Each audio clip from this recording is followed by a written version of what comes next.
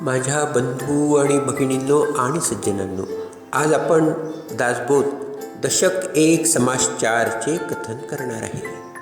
सद्गुरु स्तवन. श्रीराम. आता सद्गुरु वर्णवेना, जेथे माया स्पर्शो सकेना, ते स्वरूप मज अज्ञाना काय कळे.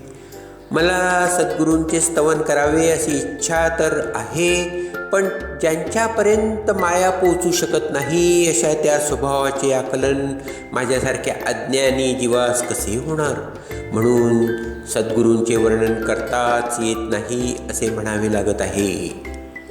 न कळे नेती नेती, ऐसे बोलतसे श्रुती, तेथे मज मूर्खाची मती, पवाडेल कोठे.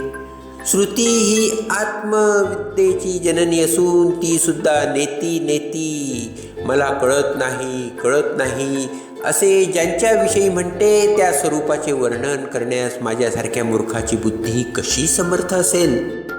मज न कळे हा विचारू, दुर्ह्युनी माझा नमस्कारू, गुरुदेवा पैल पारू, पाववी मज. तुमचे वर्णन कसे करावे हेच मला कळत नसल्यामुळे मी तुम्हाला दुरूनच नमस्कार करून प्रार्थना करतो की हे गुरुदेवा मला पैल तिरास न्या. होती स्तवनाची दुराशा, तुटला मायेचा भरवसा, आता साल तैसे असा सद्गुरु स्वामी. मायेच्या आधारे तुमचे स्तवन करता येईल अशी अयोग्य आशा मी मनाशी बाळगली होती, पण माया आपणास स्पर्शच करू शकत नसल्यामुळे आता मायेचा आधारही नाहीसा झाला आहे. म्हणून हे सद्गुरु स्वामी, तुम्ही असाल तसे मला एवढेच मी म्हणतो. मायेच्या बळे करीन स्तवन, ऐसे वांछित होते मन, माया झाली लज्जाय मान, काय करू. मायेच्या साह्याने आपले स्तवन करावे अशी इच्छा माझ्या मनात होती, पण मायाच लाजून बाजूस सरल्यावर मी तरी काय करू. नातुडे मुख्य परमात्मा, म्हणून करावी लागे प्रतिमा, तैसा माया योगे महिमा, वर्णिन सद्गुरूचा. मुख्य परमात्मा इंद्रिय गोचर नसल्याने तो हाती गवसत नाही, म्हणून त्याची प्रतिमा करून तिचा आधार घ्यावा लागतो.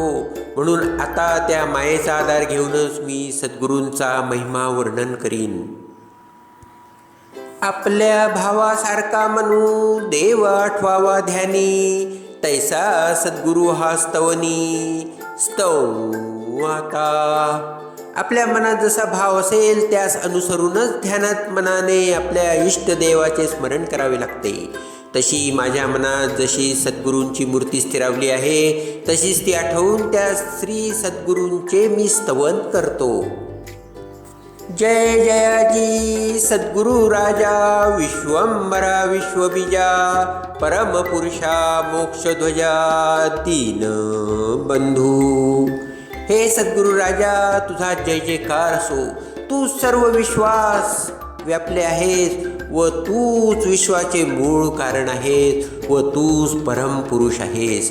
तसेच मोक्ष देणारा व दिनांचा बंधू तूच आहेस. तुझी येन अभयंकरे, अनावर माया हे ओसरे, जैसे सूर्यप्रकाशे अंधारे, पळोनी जाये. जसा सूर्यप्रकाशाने अंधार पळून जातो तशी तुझी कृपा झाली की अनावर अशी माया ही ओसरू लागते. आदित्य अंधकार निवारे, परंतु मागुते ब्रह्मांड भरे, निसी जालिया नंतरे पुन्हा काळोखे. जसा सूर्यप्रकाशाने अंधार पळून जातो तशी कृपा झाली की अनावर माझी माया ही ओसरू लागते. सूर्याच्या योगे अंधकार नाहीसा झाला तरी रात्र झाली की परत काळोखाने ब्रह्मांड भरून जाते.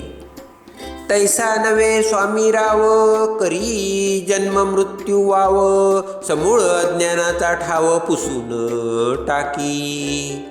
पण सद्गुरू स्वामीराज तसे नाहीत. ते अज्ञानाचा समूळ नाश करतात व त्यामुळे परत जन्ममरणाच्या फेऱ्यात सापडावे लागत नाही. सुवर्णाचे लोहे काही सर्वथा होणार नाही, तैसा गुरुदास संदेही पडोची नेणे सर्वथा. परिस्पर्शाने लोखंडाचे एकदा सोने झाले की ते परत लोखंड कधीच होत नाही.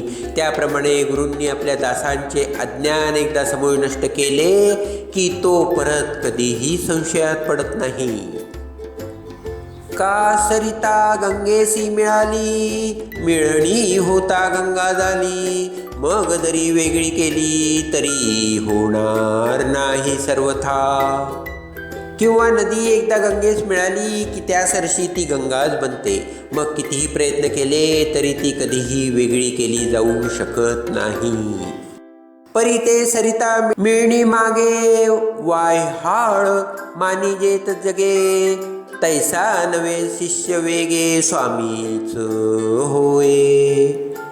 एखाद्या ओव्हाळाला नदीचा मिळण्यापूर्वी जग लहान ओढाच म्हणते, पण नदीला मिळाल्यावर तो नदी होतो. तसा सामान्य साधक सद्गुरू कृपा होण्यापूर्वी कसाही असला तरी सद्गुरू झाला की तो तात्काळ गुरुच होतो. परिस आपणायसे करीना, सुवर्णे लोहे पालटेना, उपदेश करी बहुत जना अंकित सद्गुरूचा. परीस लोखंडाचे सोने करतो, पण त्या सुवर्णास तो आपले परिसत्व देत नाही. म्हणजेच त्या सोन्याच्या स्पर्शाने लोखंडाचे सोने होऊ शकत नाही. पण तो साधक सद्गुरूच्या कृपांकित होतो. तोही अनेक लोकांचा उद्धार करू शकतो.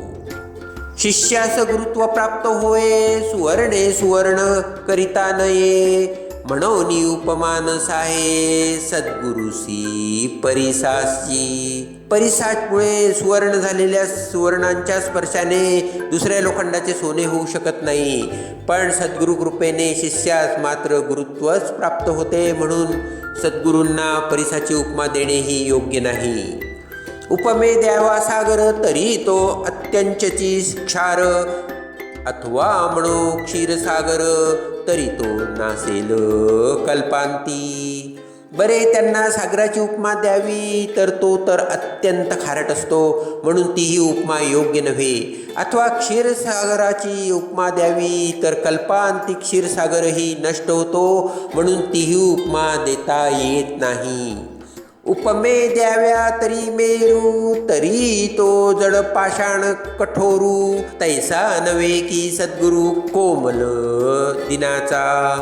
सद्गुरूंना मेरू पर्वताची उपमा द्यावी तर मेरू पर्वत जड पाषाणाचा व कठोर, आणि सद्गुरू तर दीन शरणागत विषयी अत्यंत कोमल अंतःकरणाचे असतात, म्हणून तीही उपमा देता येत नाही.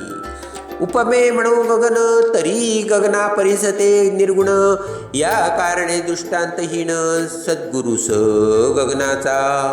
बरे सद्गुरूंना गगनाची उपमा द्यावी तर त्यांचे रूप गगनाच्याही पलीकडचे निर्गुण आहे, म्हणून गगनाची उपमा सुद्धा हीन ठरते. धीरपडे उपमू जगती तरी हेई खचेल कल्पांती, म्हणून धीरत्वास दृष्टांती हीन वसुंधरा. धैर्यशील म्हणून पृथ्वीची उपमा द्यावी तर कल्पांती पृथ्वीही खचून जाईल, म्हणून तिची उपमा ही अयोग्यच ठरते. आता उपमावा गबस्ती तरी गबस्तीचा प्रकाश किती, शास्त्रे मर्यादा बोलती सद्गुरू अमर्याद. म्हणून उपमे उणादीन कर सद्गुरू ज्ञान प्रकाश थोर, आता उपमावा फणीवर तरी तोही भासवाही. सद्गुरूंचा प्रकाश चिरंतर टिकणारा असल्यामुळे त्याला सूर्याची उपमा देताच येत नाही. बरे केशाची उपमा द्यावी तर त्याने स्वतः पृथ्वीचा भार आपल्या मस्तकावर वाहिला आहे, परंतु श्री गुरु शिष्याचा संसार भार दूर करतात, म्हणून तीही उपमा देता येत नाही. आता उपमा द्यावे जळ तरी ते काळांतरी आटेल सकळ, सद्गुरु रूप ते निश्चळ जाणार नाही. आता जीवनदायी व कोमल म्हणून जलाची उपमा द्यावी तर कालांतराने पाणीही हटून जाते. शिवाय ते चंचल असते, पण सद्गुरू स्वरूप निश्चल असून त्याचा नाश कधीच होत नाही. सद्गुरुसी उपमावे अमृत तरी अमर धरिती मृत्यूपंथ सद्गुरु कृपा यथार्थ अमर करी. त्यांना अमृताची उपमा द्यावी तर सदैव अमृतपान करणारे देवही मृत्यूच्या कचाट्यातून सुटत नाही. पण एकदा सद्गुरूंची कृपा झाली की शिष्य मात्र अमर होतो, म्हणून ही उपमाही देता येत नाही. सद्गुरुसी म्हणावे कल्पतरू तरी हा कल्पनेतीत विचारू कल्पवृक्षाचा अंगीकारू कोण करी. सद्गुरूला कल्पतरूची उपमा देता येत नाही, कारण तो जे मागावे तेवढेच व तेही कल्पनेतील पदार्थच देतो. पण सद्गुरू कल्पनेच्या पलीकडील मोक्ष देतात. मग कल्पतरूचा अंगीकार कोण करील बरे.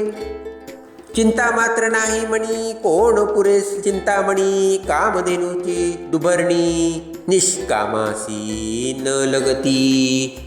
सद्गुरूंना चिंतामणीची उपमा देता येत नाही, कारण ते शिष्याच्या मनात कुठलीही चिंताच उरू देत नाहीत. त्यांच्या कृपेने शिष्य निष्काम झालेला असतो. मग निष्काम झालेल्या पुरुषास कामधेनूची प्रसन्नता वा पान्हा यांची आवश्यकताच उरत नाही. म्हणून चिंतामणी वा कामधेनू यांच्याही उपमा सद्गुरूंना देता येत नाहीत. सद्गुरू म्हणो लक्ष्मीवंत तरी ते लक्ष्मीनाशिवंत ज्याचे द्वारी असे तिष्ठत मोक्ष लक्ष्मी.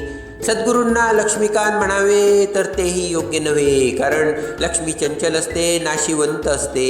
पण सद्गुरूंच्या दारी तर साक्षात मोक्ष लक्ष्मी त्यांच्या कृपा कटाक्षाची आशा धरून तिष्ठत असते, म्हणून ही उपमाही देता येत नाही. स्वर्गलोक इंद्र संपती हे काळातरी विटंबती सद्गुरु कृपेची प्राप्ती काळांतरी चळेना. स्वर्गलोक इंद्रप्रद या सर्व गोष्टी नश्वर असून कालांतराने नाश पावतात, पण सद्गुरूची कृपा एकदा झाली की ती कधीही नाश पावत नाही. हरिहर ब्रह्मादिक नाश पावती सकळीक सर्वदा विनाश एक सद्गुरु पद. ब्रह्मा विष्णू शिवादी सर्व देव हे कालांतरे नाश पावतात, पण सद्गुरु पदच असे आहे की ते अविनाशी आहे. तयासी उपमा काय द्यावी नाशिवंत सृष्टी या आघवी पंचभौतिक उठा ठेवी न चले तेथे. फार काय सांगावे, ही सर्व सृष्टीच पंचमहाभूतांची असून नाशिवंत आहे. फक्त सद्गुरूंचे स्वरूपच शाश्वत अविनाशी आहे, तेव्हा त्यांची उठाठेव करण्यातही काहीही अर्थ नाही. म्हणून सद्गुरु वर्णवेना हे गे हेची माझी वर्णना अंतरस्थितीची या खुणा अंतर्निष्ठ जाणती. तेव्हा सद्गुरूंच्या कृपाचे वर्णन करता येण्यासारखे नाही. हेच माझे वर्णन आहे. जे अंतरीच्या खुणा जाणणारे असतात त्यांनाच त्यांचे खरे स्वरूप कळते. इति श्री दासबोधे गुरु शिष्य संवादे सद्गुरु स्तवन नाम समास चौथा समाप्त.